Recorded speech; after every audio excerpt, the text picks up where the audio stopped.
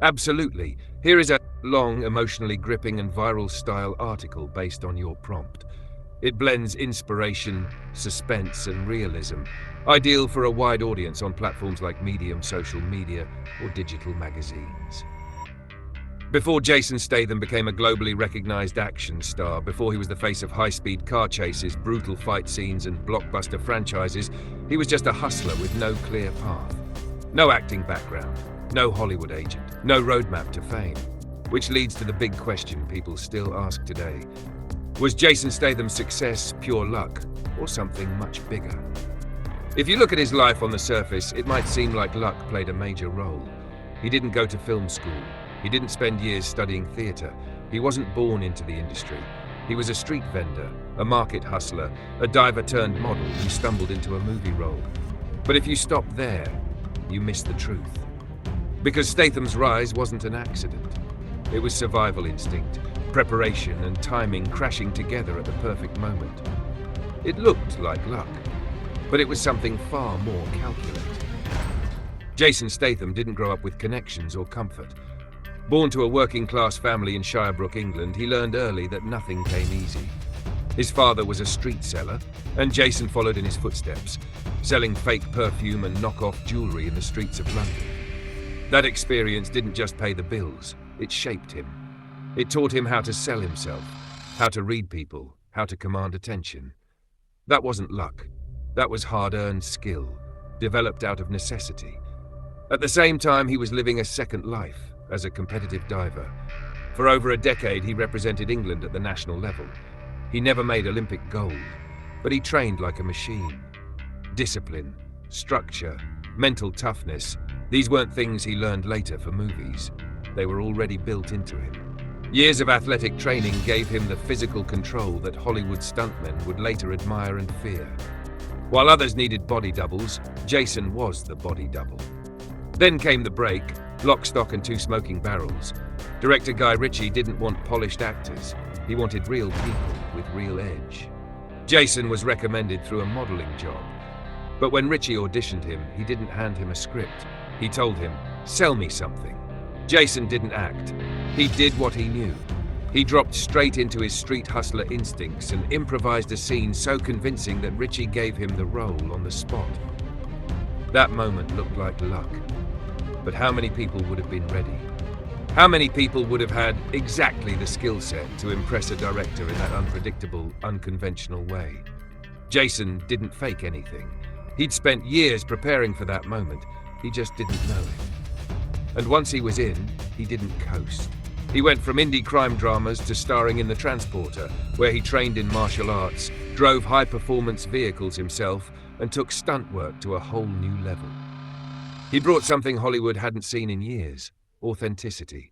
No green screens, no pretending, just a guy doing what he was born to do, with full control of his body, his image, and his story. Over time, Jason built a brand, gritty, stoic, reliable, a man who doesn't need to say much to say everything. While other actors chased range, he doubled down on identity. He knew what audiences wanted from him and delivered it every time. That's not luck, that's awareness, strategy, control. But here's where the real master plan kicks in. He chose his roles carefully. He didn't chase prestige, he chased impact. He picked projects that fit his vibe, worked with directors who respected his physicality, and turned himself into a franchise juggernaut.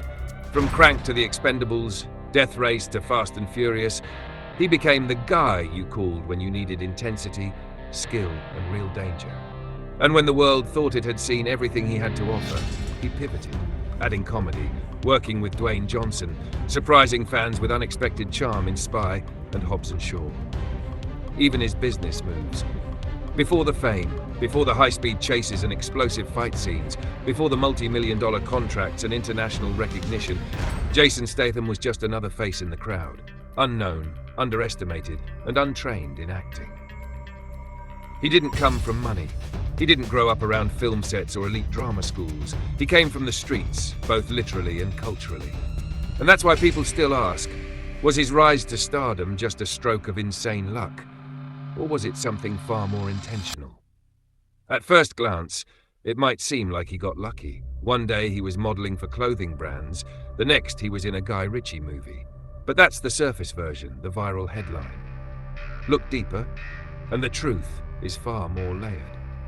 Jason Statham's journey to becoming one of the world's most bankable action stars wasn't the result of a random twist of fate. It was built on years of hidden preparation, discipline, street survival, and a relentless ability to capitalize on every opportunity, no matter how unconventional. He grew up in a working-class household. His father was a street vendor and occasional lounge singer. From him, Jason inherited two essential things: grit and hustle. Not ambition in the motivational poster sense, real, everyday survival hustle. Jason started working young, selling knockoff perfume and fake jewelry in London's market stalls. It wasn't a cool origin story. It was hard, competitive, ruthless. But it taught him to sell, to read people, to think fast and stay sharp. These weren't acting techniques. They were real-world instincts that would one day translate perfectly to the screen. Parallel to that life, Jason was building something else, an athlete's body and mindset. He became a competitive diver, joining Britain's national diving squad and representing his country for over a decade. He trained like a soldier every day, all year, for competitions that paid next to nothing.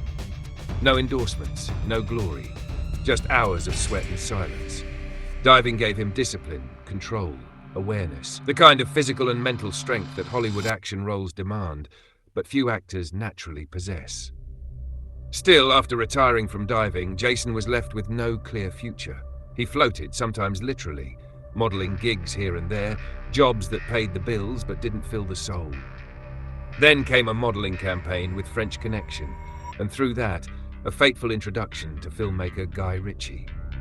Ritchie was casting for Lock, Stock and Two Smoking Barrels, a gritty British crime comedy. He didn't want traditional actors. He wanted people who felt authentic, unpredictable, rough around the edges. When Jason walked into the room, Ritchie didn't hand him a script. He asked him to do something that would have thrown most people off balance. Sell me something. Anything. Jason didn't hesitate. He tapped into years of street hustle and started pitching fake products on the spot. Quick, confident, relentless. It wasn't performance. It was instinct. It was survival, and it worked. Ritchie was floored by the natural charisma and raw confidence. He cast Jason immediately. Now this is where most people say, and the rest was history. But not quite. That was just the beginning. Jason's role in Lock, Stock wasn't massive, but it was memorable.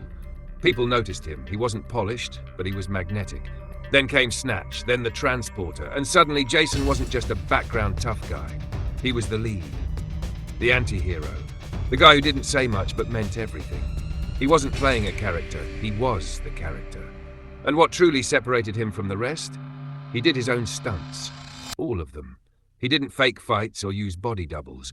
He trained in martial arts, boxing and kickboxing. He learned how to drive like a professional. He knew how to move, fall, react, because his body was already trained to perform under pressure. His action scenes weren't Hollywood fantasy. They were a mix of athleticism, pain tolerance, and cold, hard preparation. As his fame grew, Jason didn't chase every offer that came his way. He was deliberate, strategic. He doubled down on what made him unique. Real, grounded, high-impact action roles. He didn't try to be everything. He didn't chase Oscars. He built a brand around authenticity, danger, minimal dialogue, maximum presence. While other actors diversified, he specialized, and that focus paid off massively. From Crank to The Mechanic, from Safe to Parker, he became synonymous with gritty action done right. Then came the big league moves, The Expendables, Fast and Furious, Hobbs and Shaw. He wasn't just in these movies, he elevated them. His chemistry with stars like Dwayne Johnson and Sylvester Stallone wasn't forced. It was earned, because audiences believed in him. They knew he'd been through the fire. And they respected him for it.